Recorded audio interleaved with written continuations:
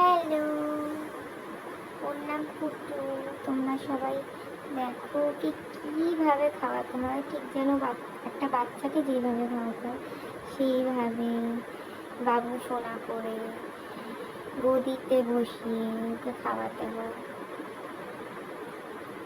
আর খুব আদরে ওকে যদি বকা হয় তবে ও তার কাছে কখনো ঘুরেও যাবে না, যদি একবারও বকা বলতে। মানে এইটুকু পাখি এত বেশি বুঝে।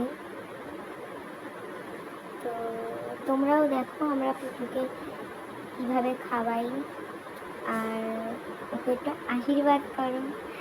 এখনকার দিনে মানুষরা তো খুব স্বার্থপর, ওকে যেন আমরা মানুষের মতন মানুষ করতে পারি।